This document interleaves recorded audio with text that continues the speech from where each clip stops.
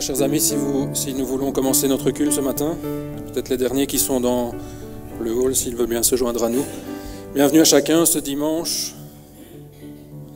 aux habitués qui ont l'habitude de venir tous les dimanches, qui sont là régulièrement. Peut-être à une personne ou l'autre qui serait parmi nous pour la première fois aussi, qu'elle se sente accueillie et la bienvenue. Et puis bienvenue aussi à toutes les personnes qui nous retrouvent via les sites internet, les réseaux sociaux, pour assister ce dimanche matin à un culte en direct ou qui le suivront pendant la semaine en décalé. Qu'elles se sentent aussi les bienvenues et qu'on puisse faire tous ensemble un culte qui soit agréable au Seigneur.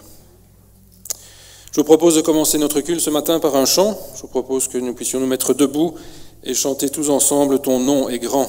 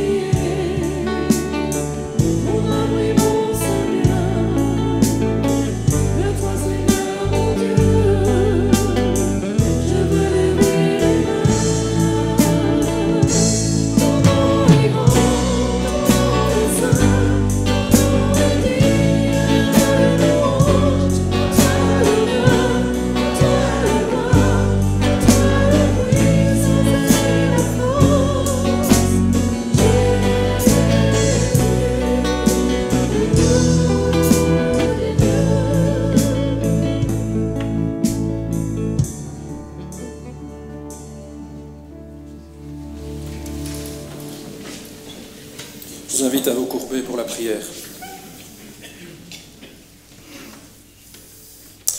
Oui, Seigneur Jésus, merci pour le rendez-vous de ce dimanche matin. Merci parce que c'est toi qui nous as précédés ce matin et qui est venu nous chercher chez nous pour nous rencontrer dans ta maison. Merci pour toutes les personnes qui, comme nous ce matin, se rassemblent dans le monde entier. Nous ne sommes pas les seuls, Seigneur, mais nous savons qu'il y a des millions d'autres chrétiens dans le monde qui veulent te rendre un culte en ce jour. Nous pensons à tous nos frères, toutes nos sœurs aussi, qui n'ont pas le privilège comme nous de pouvoir se rassembler, qui n'ont pas la liberté dans leur pays de pouvoir le faire, de pouvoir être ensemble pour te prier, pour te louer, pour t'adorer. Seigneur, nous avons une pensée pour elles ce matin, pour ces personnes qui souffrent, qui sont dans les prisons, qui sont torturées. Seigneur, que tu puisses aussi les protéger, les garder, et que tu aies une part aussi pour elles de bénédiction. Merci pour toutes les personnes présentes ce matin, ici dans cette salle, aussi sur Internet, dans les cultes en direct ou en différé de la semaine. Merci pour toutes les familles qui sont représentées, Seigneur. Tu connais les soucis, les joies de chacun. Nous te les apportons ce matin. Nous pensons à nos enfants aussi dans les sous-sols avec leurs moniteurs et monitrices. Ces personnes aussi qui ont une charge de leur apporter une part de ton amour. Seigneur, que tu puisses aussi parler à leur cœur dès leur plus jeune âge et qu'ils puissent prendre aussi une décision pour toi, le plus tôt possible dans leur vie. Nous pensons à toutes les familles, toutes les personnes, tous les gens aussi qui n'ont pas su se joindre à nous ce matin pour les raisons que tu connais. raisons professionnelles, raisons médicales. Seigneur, que tu puisses aussi faire culte avec elles ce matin. Nous te demandons ton aide aussi pour chaque personne qui aura une intervention dans ce culte, qu'elle soit technique. Seigneur, mets ta main sur ce culte, Seigneur, sur le culte que nous voulons te rendre. Veuille l'agréer aussi, Seigneur, et que tout soit fait pour l'unique gloire de ton nom. Au nom de Jésus, nous te prions. Amen. Je vous propose un deuxième chant ce matin. C'est un peu le chant de conduite, la ligne directrice de ma présidence. J'ai voulu choisir ce chant et on verra toutes les strophes au fur et à mesure de l'avancement de notre culte. C'est un chant que j'apprécie particulièrement, un vieux chant, mais bon, on va le chanter tous ensemble. Tout le monde le connaît. C'est Dieu Tout-Puissant, quand mon cœur considère. Je vous invite à le chanter complet, et puis on verra au fur et à mesure de l'avancement du culte, je détaillerai quelques strophes. Et voilà, si nous pouvons nous mettre debout pour chanter ce chant, Dieu Tout-Puissant, quand mon cœur considère.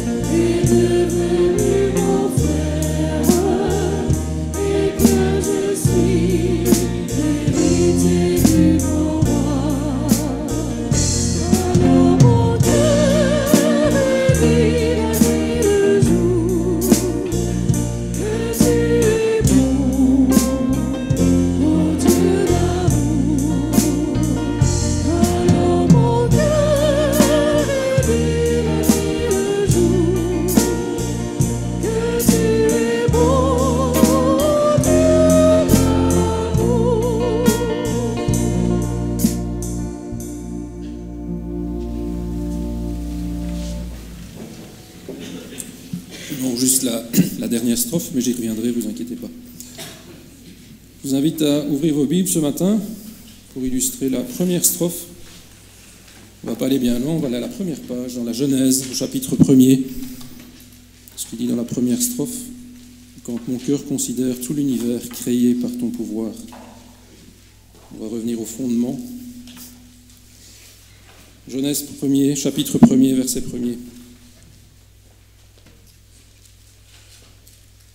Au commencement, Dieu créa les cieux et la terre.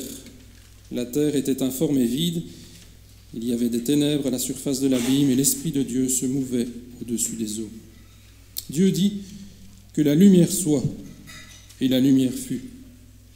Dieu vit que la lumière était bonne, et Dieu sépara la lumière d'avec les ténèbres.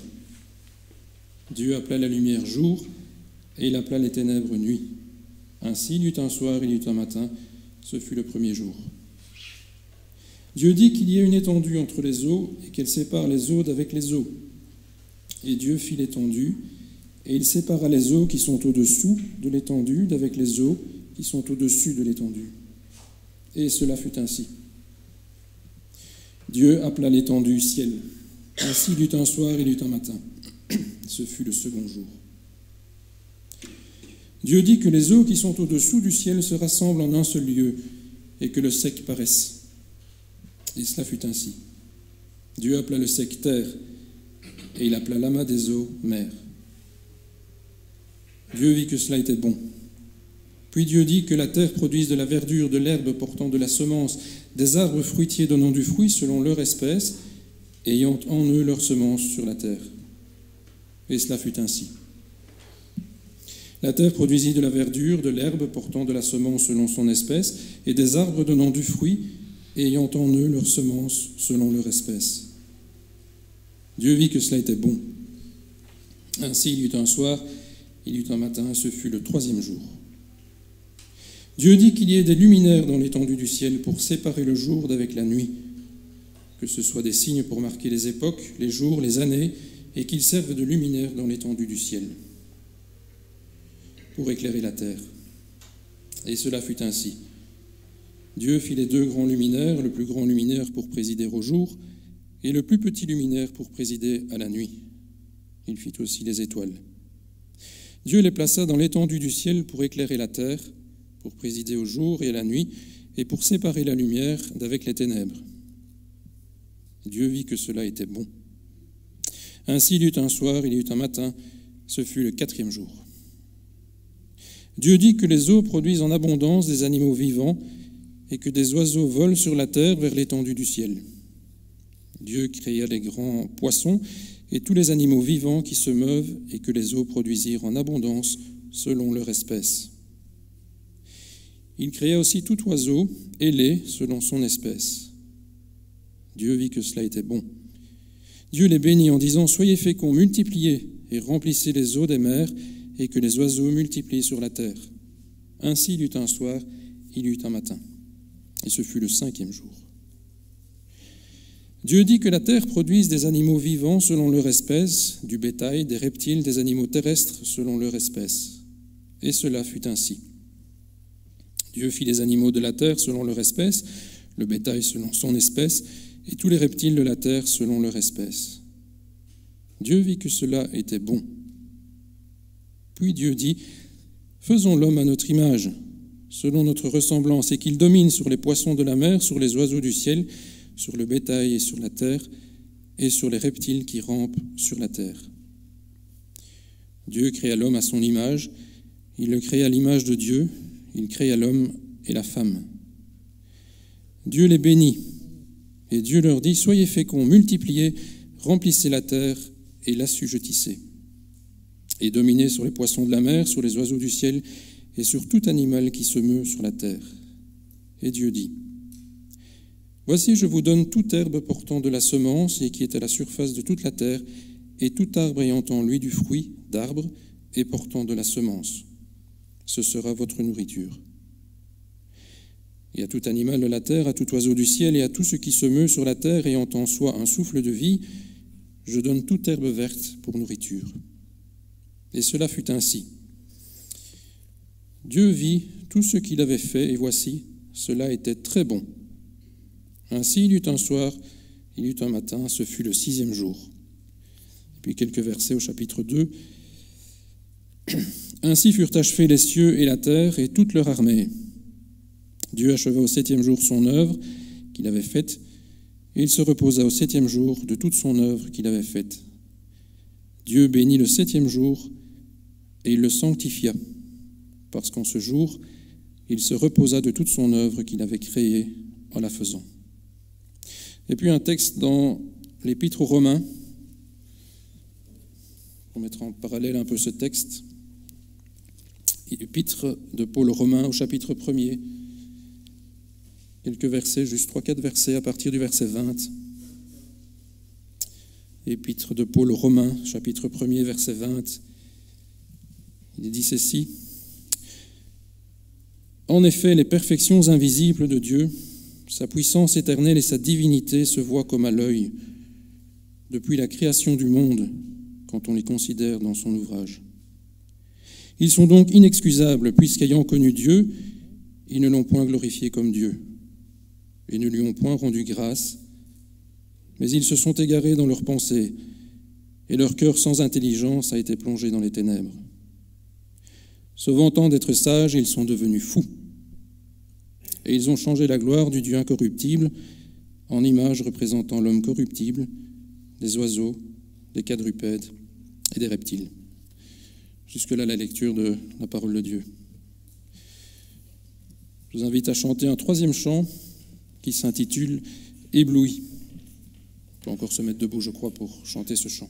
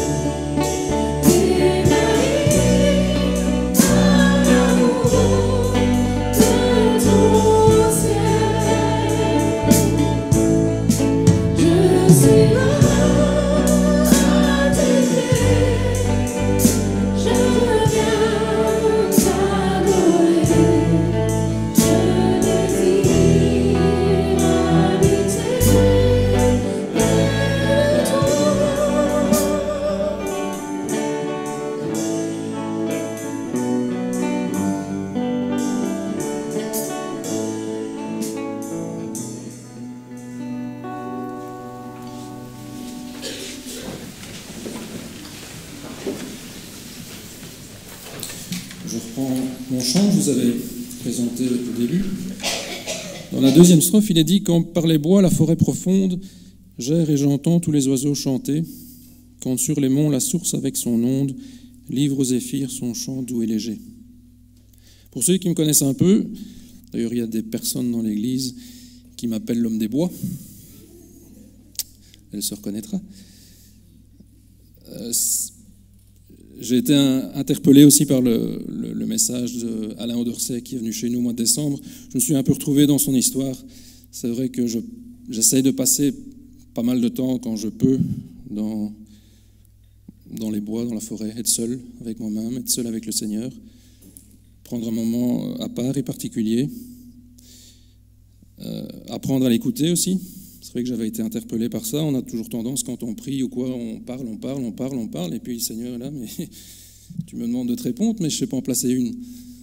Et quand je me balade comme ça, des moments comme ça, des minutes entières qui restent dans le silence.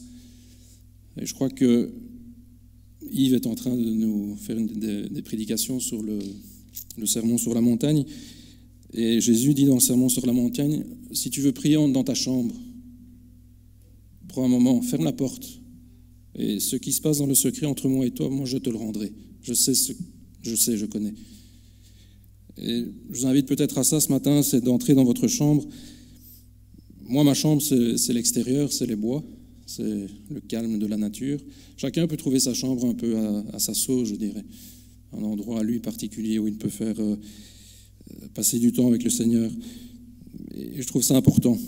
Dans ce monde ultra connecté où tout bouge, tout parle, tout dans le mouvement, tout le temps dans le bruit. Quand je passe dans mes trajets des sorties d'école où je vois tous ces jeunes avec des écouteurs, des GSM à la main, je dis mais tu rates l'essentiel. Prends le temps d'écouter le silence. Ça paraît paradoxal, mais finalement je crois que c'est tellement important de revenir aux bases. Voilà, c'est ce que ça m'a fait penser un peu ce texte, et je voulais le partager avec vous. Peut-être un témoignage particulier. Il y a quelques années, j'avais fait un pas de travers, un pas de côté avec le Seigneur. J'étais parti. J'étais à plus de 500 km d'ici, seul dans mes problèmes, dans mes soucis.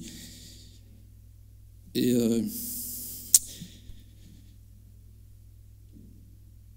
j'ai repris ma Bible. Et je suis parti comme ça à l'aventure dans les bois. J'avais plus que ça. À l'époque, le GSM me coûtait très cher.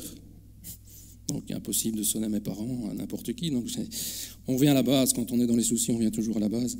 Et peut-être moins qu'on est dans la joie.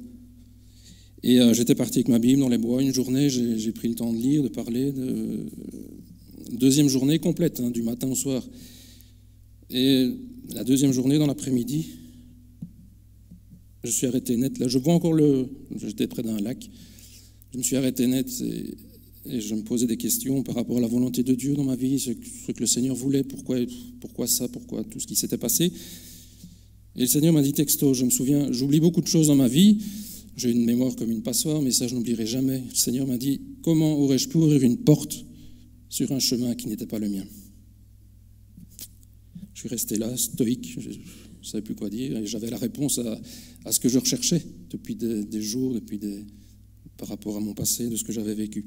Comment aurais-je pu ouvrir une porte sur un chemin qui n'était pas le mien? Et bien souvent, on s'en va comme ça, on demande la volonté de Dieu, on dit, Dieu bénit, mais le Seigneur ne saurait pas bénir, ce n'est pas le chemin qu'il a pour nous. On lui demande d'ouvrir des portes sur un chemin qui finalement n'est pas le sien pour nous. Donc voilà, je vous invite vraiment à revenir à l'essentiel, à reprendre du temps dans le calme, avec le Seigneur. C'est à ça que ça m'avait interpellé, cette strophe de cantique. Voilà. Avant de laisser la place à Yves pour sa prédication, je vous invite encore à chanter le chant numéro 4 qui s'intitule « Ton nom ». Oh,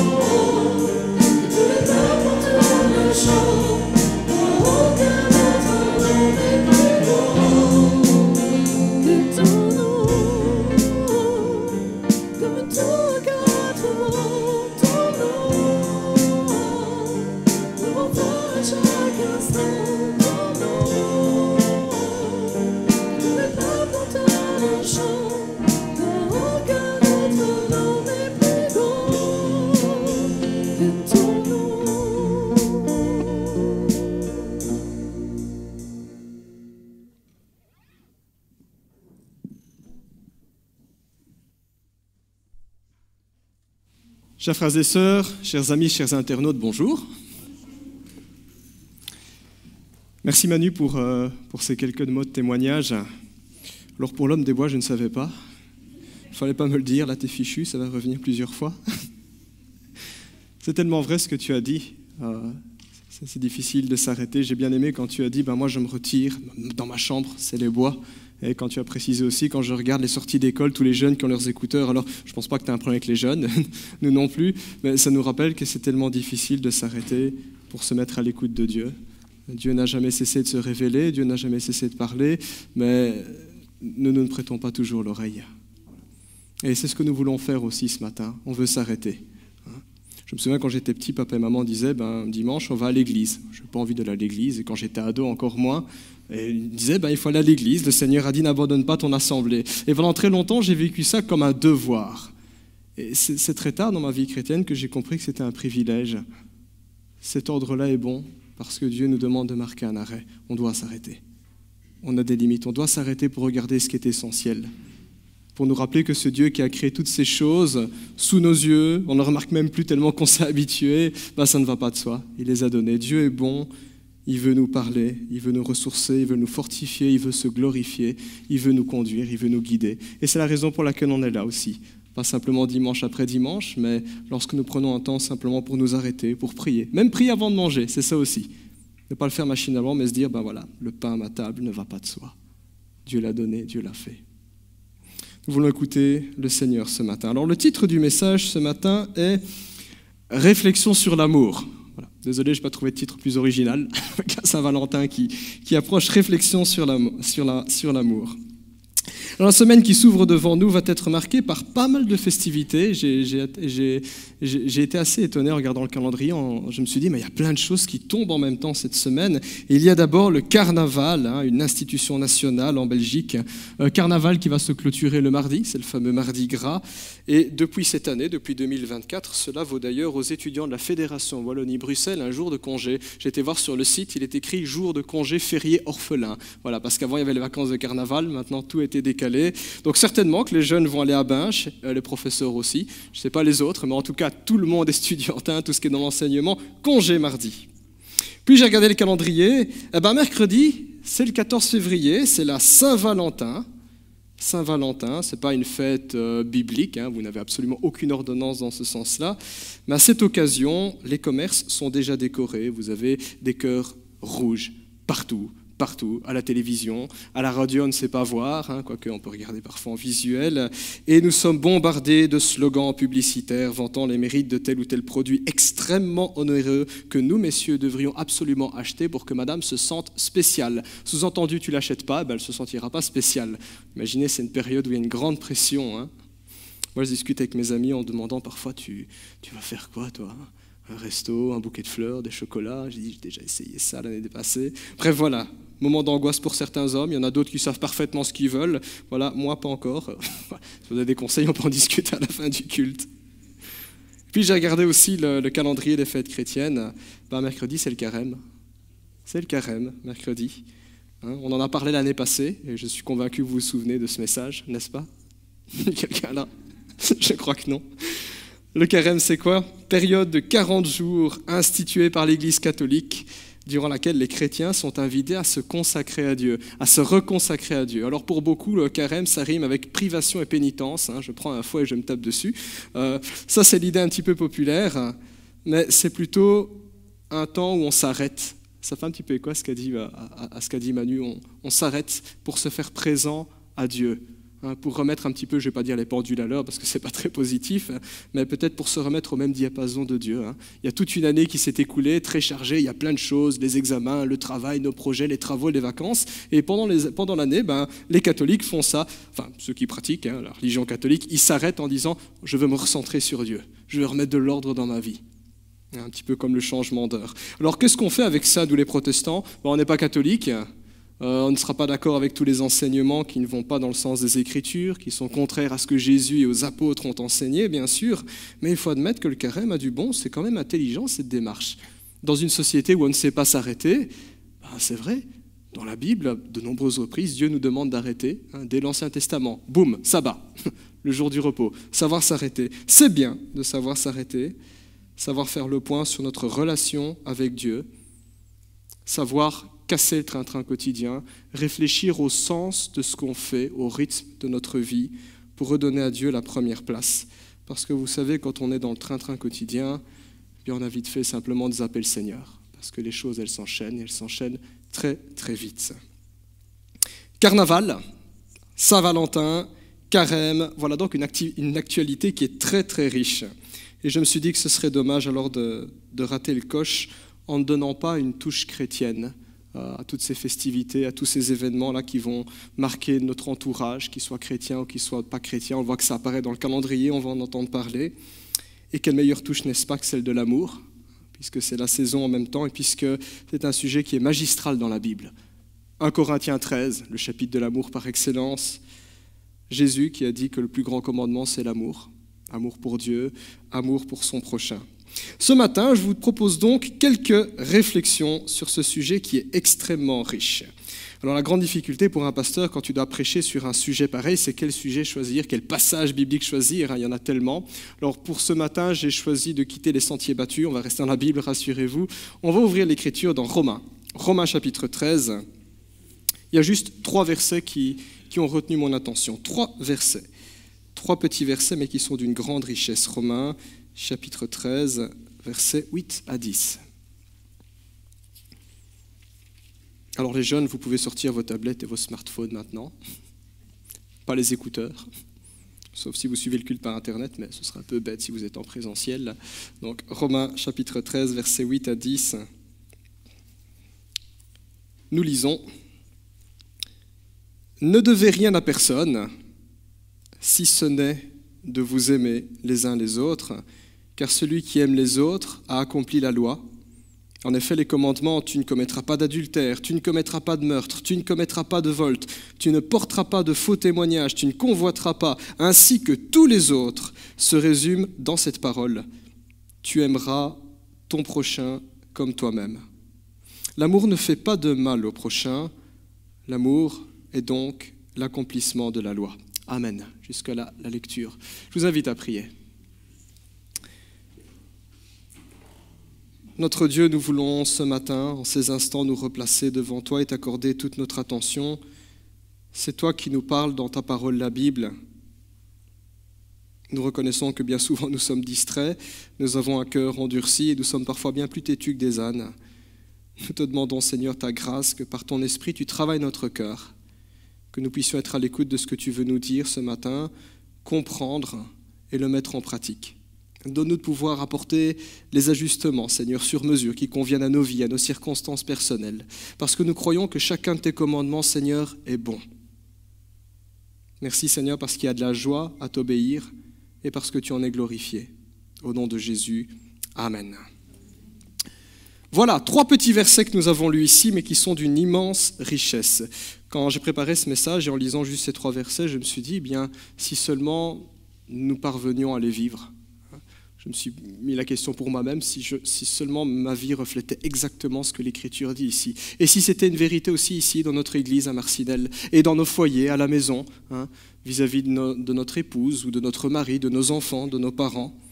Si seulement nous parvenions à vivre à la hauteur de ce texte, chers frères et sœurs, nous serions riches, extrêmement riches. Et je ne parle pas d'argent ici, je parle d'une richesse spirituelle, richesse de l'âme.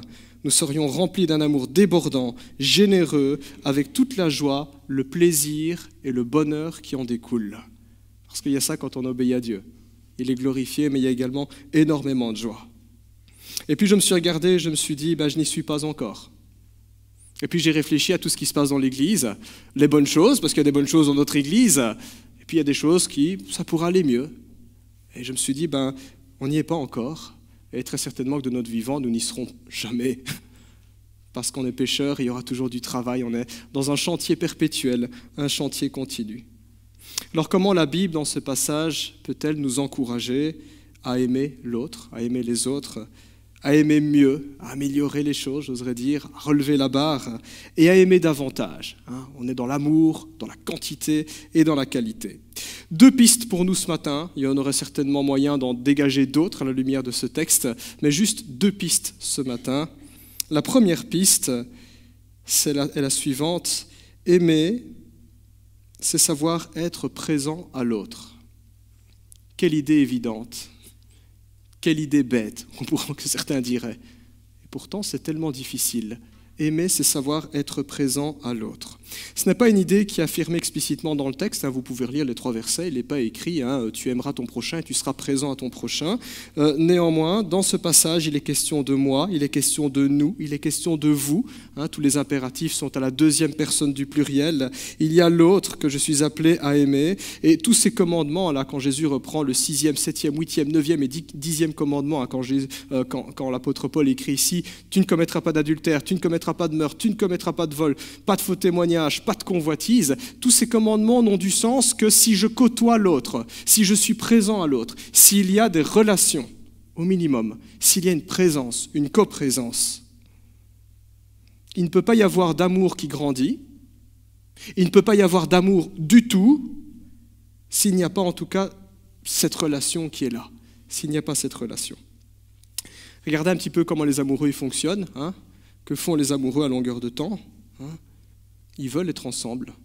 Toujours le nez sur le smartphone. Désolé Manu. Ça on peut donner la permission. Et qu'est-ce qu'ils font? Ils s'échangent des messages parce qu'ils ont envie d'être en lien. Ils ont envie de se voir, ils ont envie de passer du temps. Peu importe le lieu, peu importe le moment, peu importe l'activité, c'est l'idée de se retrouver, que ce soit pour faire une partie de pétanque, aller au cinéma, au restaurant ou simplement s'asseoir dans un parc sur un banc, s'embrasser, regarder les cygnes qui sont en train de nager sur le lac par exemple. Voilà, bon, c'est cliché, j'avoue, mais il y a cette idée, on a envie d'être là. On a envie d'être là l'un pour l'autre. Et il n'y a pas besoin d'aller chercher très loin, il n'y a pas besoin de regarder chez les couples, regardez simplement comment ça fonctionne avec des amis. Ils passent des heures ensemble, des soirées ensemble, toutes sortes d'activités. Il y a de la joie à être là les uns avec les autres. Et quand les amis se séparent, ils sont en train de réfléchir, qu'est-ce qu'on va pouvoir faire la prochaine fois? Un barbecue? Un laser game? Un restaurant? Une dégustation de vin? Que sais-je? Il y a cette idée-là, présence, être présent à l'autre. Et c'est une idée personnellement que j'aime beaucoup. J'aime beaucoup cette idée parce qu'elle nous renvoie à Dieu. La Bible nous montre que c'est dans la nature même de Dieu. Nous, les chrétiens, nous adorons un Dieu trinitaire, Père, Fils et Saint-Esprit. Et étonnant de voir que ce Dieu trinitaire est toujours là, l'un pour l'autre. Ça ne fait pas très français ce que je viens de dire, mais c'est le mystère de la Trinité. Ce Dieu profondément en relation avec lui-même, toujours là, l'un pour l'autre. Et on le voit dans les évangiles. Jésus dit « J'aime le Père aime le Fils. Je n'agis pas sans le Père. Je vais vous envoyer le Saint-Esprit glorifie le Fils. » Toujours là, l'un pour l'autre. Il n'est alors pas étonnant que l'Écriture dit « Dieu est amour ». Profondément en relation avec lui-même. Et ce Dieu-là, vous savez, il nous a créés à son image, selon sa ressemblance.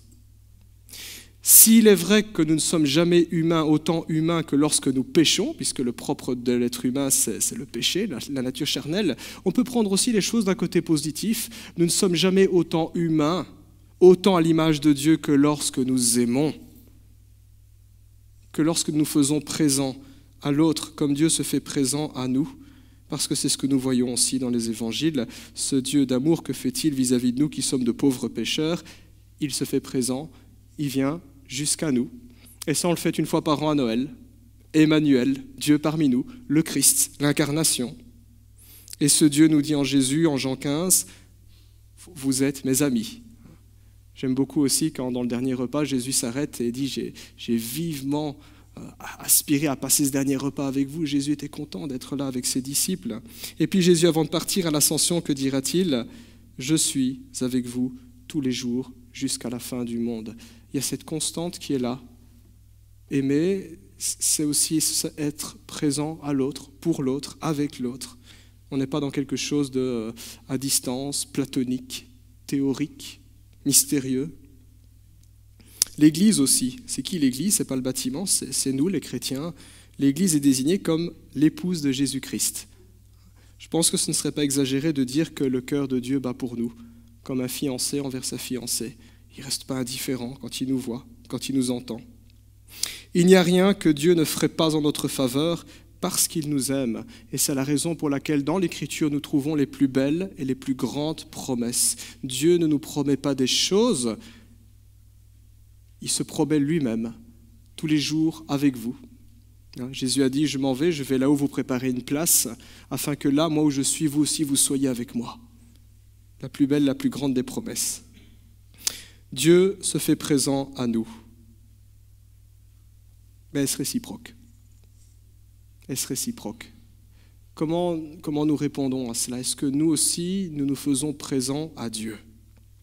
Que répondre à cette question? Question rhétorique, je ne vous demande pas de répondre en direct, mais force est de constater que certains diront un peu. D'autres diront beaucoup, passionnément, à la folie. Et d'autres répondront peut-être malheureusement, pas du tout. Pas du tout. Pas du tout, ou peut-être pas assez. Sous-entendu, oui, je sais que je devrais, mais pas assez. Ça bug, là, il y a un souci. C'est un petit peu comme ce fameux stéréotype, je ne vise personne si quelqu'un se sent visé ici, mais c'est un petit peu comme ce stéréotype. Ce mari, après sa journée de travail, rentre chez lui, il se vautre dans son fauteuil, il allume la télévision, il prend une bière et il lit son journal. Et à côté de lui, il y a son épouse qui lui parle. Je vois des femmes qui rigolent, messieurs, je ne vous vise pas, désolé. Il y a sa femme qui lui parle, elle lui parle de sa journée, de ses joies, de ses peines, et elle lui dit même « Qu'est-ce que tu veux que je te prépare à manger ?» parce qu'elle a envie de lui faire plaisir. Madame veut juste être en lien avec monsieur, parce qu'elle aime son mari, elle est contente qu'il soit à la maison. Et monsieur lui dit « dès que tu as fini, apporte-moi une bière. » Il est là, mais il n'est pas là. Comment voulez-vous que ça marche? Eh bien, ce scénario, c'est celui qui se rejoue souvent avec Dieu. On est là, mais on n'est pas là.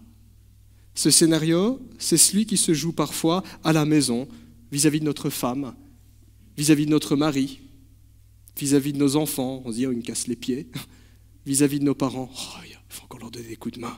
On est là, mais on n'est pas là.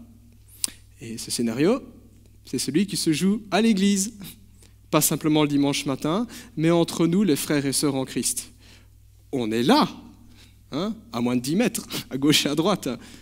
Mais on n'est pas toujours là. On est là physiquement, mais on n'est pas là de cœur. On fait acte de présence, mais on ne se sent pas plus engagé que ça vis-à-vis de Dieu et vis-à-vis de nos frères et sœurs en Christ. Parfois c'est triste, mais il faut le dire, c'est l'indifférence. C'est l'indifférence derrière des échanges qui sont cordiaux et qui sont polis. Mais c'est l'indifférence quand même, chacun sa poire. On ne le dira pas comme ça. Mais c'est parfois ce qui se passe dans nos églises. Alors bien des critiques montent contre nos églises protestantes évangéliques. On nous reproche notre manque d'amour. C'est vrai. Ces critiques, les 3/4 du temps, sont fondées, elles sont pertinentes et elles sont justes. Et ce sont des critiques qui exigent que l'Église, entendez par l'Église les autres, à commencer par les responsables, fassent des efforts et introduisent des réformes salutaires. Il y a une part de vrai. Mais quand nous critiquons ainsi, nous envisageons rarement la possibilité que nous aussi, nous avons notre part de responsabilité, parce que nous faisons partie de cette Église si nous sommes chrétiens. Chers frères et sœurs, si nous avons à nous plaindre de cette situation, sachons 2 choses. La première, c'est que nous faisons partie probablement du problème, et la bonne nouvelle, c'est que nous pouvons aussi faire partie de la solution. Si nous voulons voir du changement, il nous appartient de commencer par incarner le changement que nous voulons voir. Si nous voulons voir du changement, il nous appartient de l'incarner nous-mêmes d'abord. Il y a une vérité qui est extrêmement difficile à intégrer, et c'est très humain. Et cette vérité est la suivante, tu ne pourras jamais changer l'autre. Voilà, tu ne pourras jamais changer l'autre. C'est déjà extrêmement difficile pour nous de faire un travail sur nous-mêmes, mais alors imaginez changer les autres. C'est mission impossible. Ça, c'est le travail du Seigneur. C'est le travail du Seigneur. Mais là où nous pouvons commencer, là où on peut commencer à introduire des modifications, j'oserais dire, avec l'aide du Seigneur, parce que par soi-même, c'est mission impossible, on ne peut pas changer son cœur, mais là où on peut commencer à travailler, c'est sur soi-même. C'est là le début du chantier pour transformer son foyer, ses relations avec son conjoint, avec ses enfants, avec ses parents. C'est là le début du chantier pour transformer nos églises, pour vivre autre chose. C'est là où le Seigneur nous dit, là, tu as une capacité d'action, là, tu peux faire quelque chose. Ce n'est pas une fatalité quand ça ne va pas. Pas une fatalité. On n'est pas appelé à se dire, ben zut, ce sera toujours comme ça et tant pis, je m'en suis ma chic. Pas comme ça. Là, au fond de mon cœur, je peux résoudre d'être présent à Dieu. Tout d'abord, parce que c'est en lui que je peux trouver les ressources pour aller de l'avant. Et là, je peux ensuite résoudre, je veux être là aussi pour les autres, pour mon prochain, à commencer par mon plus proche prochain, ma femme, mes enfants, mon foyer, mon mari, et puis mes frères et sœurs en Christ. Première piste, aimer, c'est être présent à l'autre. Idée toute simple, idée évidente, mais idée qui est très difficile à appliquer. Deuxième idée, elle est la suivante, aimer, c'est s'acquitter d'une dette. C'est libérateur, j'oserais dire. C'est libérateur. C'est aussi libérateur que de payer ses factures, de se dire « je suis tranquille avec ça ». Le verset 8 nous dit ceci, « Ne devez rien à personne si ce n'est de vous aimer les uns les autres ». Je suppose que la plupart d'entre nous avons des dettes. Si vous avez acheté une maison, il y a un prêt hypothécaire. Si vous avez acheté une voiture, il y a le prêt auto ou des travaux, que sais-je, un prêt à tempérament. Et c'est toujours un soulagement quand on voit que le remboursement avance. Je ne vais pas dire qu'on a conscience tranquille, mais on se dit, voilà, ça avance. Et c'est vraiment un très grand soulagement quand on fait le dernier virement, là. Surtout quand vous avez fait un prêt, je ne sais pas moi, un prêt de 30, 35 ans, 40 ans, je ne pense plus qu'on fait des prêts de 40 ans maintenant, mais si après autant d'années vous vous êtes acquitté de votre dette, il y a ce soulagement de se dire, ben voilà, je suis vraiment chez moi. La banque, elle ne peut plus rien saisir là. S'acquitter de ses dettes, c'est libérateur, ça fait plaisir. C'est la même chose pour l'amour, nous montre la Bible dans ce passage. Certains chrétiens ont mal compris ce passage et ils disaient, voilà, la Bible, elle enseigne ici que les chrétiens ne peuvent pas avoir de dette. Voilà, pas de prêt auto, pas de prêt hypothécaire. Ce n'est pas du tout ce que le texte dit ici. Elle veut simplement attirer l'attention sur cette idée-là, que la seule dette que tout chrétien apurera tout au long de son existence et même jusque dans l'éternité, cette dette-là, c'est la dette de l'amour. Pourquoi donc ? Parce que l'amour appelle l'amour. Nous sommes les obligés du Seigneur. Nous sommes infiniment redevables à Jésus-Christ pour l'amour qu'il nous a témoigné à la croix, en donnant sa vie pour nous sauver de nos péchés. Et quand on comprend l'amour, quand on accepte l'amour de quelqu'un, on répond à cet amour. Et ce que je dis là, c'est vraiment pas quelque chose de compliqué à comprendre. Simplement regarder ce qui se passe dans les relations humaines quand on tombe amoureux. On accepte l'amour de l'autre et on répond par notre amour aussi. Ce n'est qu'une image de ce qu'on vit avec Dieu. Et le Seigneur Jésus nous rappelle que l'aimer, c'est suivre ses commandements. Et quels sont les commandements du Seigneur ? Nous aimer les uns les autres. Dieu nous dit que nous devrions nous sentir les obligés les uns envers les autres. Et le prochain, c'est même les incroyants, parce que ceux-là aussi, le Seigneur les aime. Alors il faut aussi préciser que dans cette idée-là de payer cette dette d'amour, ce n'est pas une dette que nous payons à contre-cœur. Ce n'est pas une dette un petit peu comme, vous savez, le prélèvement automatique sur votre compte quand il y a une somme qui disparaît parce que la banque a saisi une partie de l'argent pour rembourser le prêt. On sait que ça va se faire, on le planifie dans notre budget, on n'est pas content quand ça se fait parce qu'on préférait que l'argent reste dans notre poche. Mais voilà, c'est parfois un petit peu à contre-cœur. S'acquitter de cette dette d'amour, ce n'est pas à contre-cœur, nous montre l'Écriture. C'est une dette qui nous coûte quelque chose. C'est vrai, elle nous coûte quelque chose. Parfois, aimer, ce n'est pas toujours facile, surtout quand il est question de pardonner ou de blessure. Mais c'est une dette dont le paiement est en même temps une source de joie, la joie et l'assurance de faire de ce qui est juste, la joie et l'assurance de se dire « je fais du bien à l'autre ». Et c'est aussi un paiement qui procure en retour de bien plus grandes richesses. Étrange transaction, n'est-ce pas ? Mais payer cette dette, ça rapporte de bien plus grandes richesses. Nous ne perdons jamais au change en aimant Dieu et en aimant les autres. Contrairement à ce que le monde affirme, nous ne sommes pas des pigeons, nous enrichissons notre âme. Et pour nous aider à comprendre cela, je reprends simplement la petite illustration de tout à l'heure. Nous disions que les amoureux, tout comme les amis, aiment à passer du temps ensemble. Et quand on y réfléchit, ce temps qui passe ensemble, ça demande un investissement. Investissement de temps, investissement d'argent, s'il y a des activités, investissement d'énergie aussi, c'est peut-être des heures de sommeil en moins, que sais-je. C'est donner de sa personne. C'est donner littéralement de sa personne. C'est plus que donner des choses, c'est se donner soi-même. On ne parle pas du savoir-faire avec les mains, on parle du cœur ici, de ce qu'on est au plus profond. Et quand parfois les relations se brouillent entre des gens qui s'aiment, ce n'est jamais en vain qu'ils envisagent le pardon. Et tout cela va leur coûter. Tout cela va leur coûter, autant que le remboursement d'une dette. Et pourtant, on y consent. On y consent souvent avec joie, mais toujours avec espoir. Toujours avec espoir, parce qu'on sait que ce qu'on va gagner vaut bien plus que ce qu'on va investir. C'est la joie de la relation, c'est la joie d'être avec l'autre, la joie de trouver l'autre ou de retrouver l'autre. C'est tout l'évangile, ça, hein? Dieu qui fait le chemin pour nous retrouver.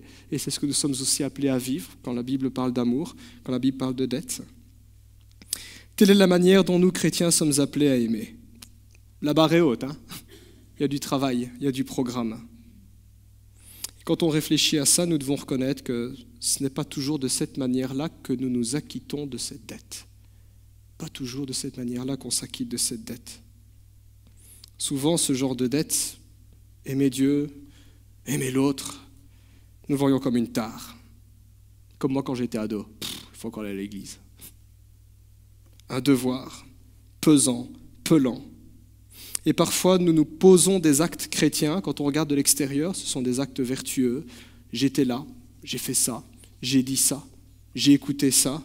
Ça a l'air très chrétien, mais nous le faisons à contre-cœur, comme une liste de choses à faire dont on veut se débarrasser, sortir les poubelles, faire la vaisselle, voilà. Parfois, c'est comme ça que nous nous comportons. Nous n'avons peut-être pas conscience, mais quand on fait ça, on agit en mauvais payeur. On agit en mauvais payeur envers Dieu et on agit en mauvais payeur envers les autres. En agissant ainsi, nous croyons peut-être garder bonne conscience, mais en réalité, nous nous enfermons dans le péché. Voilà pourquoi j'ai dit aussi que l'amour est libérateur. Si l'amour est libérateur, le non-amour, le péché par excellence, ne pas aimer, c'est un esclavage, c'est un asservissement, c'est comme s'enfermer dans une prison ou construire des murs, peu importe les noms que nous donnons à ces murs. Haine, rancune, amertume, la peur, la méfiance, la colère, la tristesse. Aimer, c'est libérateur. C'est libérateur. Ainsi, aimer ne consiste pas à respecter une liste exhaustive de choses à faire ou à ne pas faire, mais c'est avant tout une attitude de cœur, un état d'esprit, un état d'âme. Les mots et les gestes que nous posons ne font qu'exprimer cette intention qui est là et qui est plus profonde. Et tous les commandements du Seigneur que nous lisons dans la Bible, de la Genèse jusqu'à l'Apocalypse, nous aident tout simplement à donner forme à cet amour que Dieu déverse dans notre cœur et qui nous demande de partager aux autres. Voilà pourquoi l'Écriture que nous venons de lire ici un instant nous dit que l'amour accomplit la loi, parce que chaque commandement de l'Écriture puise directement dans ce principe fondamental et essentiel, l'amour pour Dieu, l'amour pour le prochain. Le chrétien qui a compris ça, non seulement il pourra vivre l'Écriture et il pourra même aller au-delà, parce que la Bible n'est pas exhaustive, elle ne nous dit pas tous les moyens possibles et imaginables par lesquels on peut aimer notre prochain. C'est donc la deuxième piste, aimer, c'est s'acquitter d'une dette. 3 versets, mais 2 pistes pour nous encourager à aimer. Aimer mieux, aimer davantage. Être présent à l'autre et prendre conscience, s'acquitter de cette dette. En conclusion, la vraie obéissance à Dieu vient de Dieu. C'est lui qui est la source de tout amour. Quand on se pose la question, est-ce que j'y arriverai ? Alors je ne vais pas aborder la question du pardon, on aura l'occasion de faire ça une prochaine fois, mais c'est particulièrement vrai quand on parle du pardon, comment puis-je aimer celui qui m'a fait du tort ? Où trouverai-je la force de le faire ? En nous-mêmes, certainement pas. En Dieu, on peut. En Dieu, on peut. La vraie obéissance à Dieu vient de Dieu et elle émane de notre cœur. La Bible nous montre que Dieu est tout aussi intéressé par nos actions, le quoi, ce que je fais, que par les motifs de nos actions, pourquoi tu le fais, et que par la manière dont on le fait, comment tu le fais. Voilà donc de quoi nous faire réfléchir, alors que cette semaine nous parlons de Saint-Valentin et nous parlons de Carême. Quelques questions. Que faisons-nous concrètement pour être présents aux autres ? Posons-nous cette question. Pas simplement ce matin, mais que nous puissions emporter cette question-là tout au long de la semaine, tout au long des mois à venir. Que faisons-nous concrètement pour être présents aux autres, pour nous encourager à aimer ? Que pourrions-nous faire de plus ? Que pourrions-nous faire différemment ? Que pourrions-nous arrêter de faire ? Certaines habitudes sont des tues l'amour, littéralement. Quelles raisons nous poussent habituellement à agir ? Pourquoi est-ce qu'on fait les choses ? Et est-ce que ces raisons sont justes? Est-ce que ces motivations sont bonnes? Est-ce que je peux vraiment dire, là c'est altruiste, je le fais pour la gloire de Dieu, pour réjouir le cœur de mon Seigneur, je le fais parce que j'aime l'autre, je veux son bien, je ne veux pas lui faire du mal, ou est-ce que je le fais à des fins égoïstes, pour qu'il me foute la paix? Quelles sont les raisons? Puisse ainsi le Seigneur nous aider dans cette voie aimante, où nous trouverons aussi beaucoup de joie pour nous, pour nos foyers et pour notre Église. Sur cette piste-là, il peut y avoir du changement, et un changement qui va vers un mieux. Amen. Je vous invite à prier. Nous nous replaçons devant toi, Seigneur, devant ta parole. À la fois, nous confessons que nous ne sommes pas encore arrivés au but. Nous avons encore du progrès à faire. Et nous te demandons pardon, Seigneur, pour nos fautes, pour nos erreurs, pour nos faux raisonnements, pour nos mauvaises motivations, pour notre péché, en particulier pour notre indifférence, notre égoïsme et notre égocentrisme. Seigneur, nous ne voulons pas simplement rester là à demander pardon et à pleurer sur nos fautes, mais nous voulons aussi nous relever, parce que nous croyons que ta grâce nous rend capables d'un meilleur. Nous voulons te demander, Seigneur, que par ton esprit, tu viennes susciter le vouloir et le faire, que tu nous donnes l'intelligence, la sagesse, le courage d'aimer, force, amour et sagesse, comme tu le dis dans ta parole.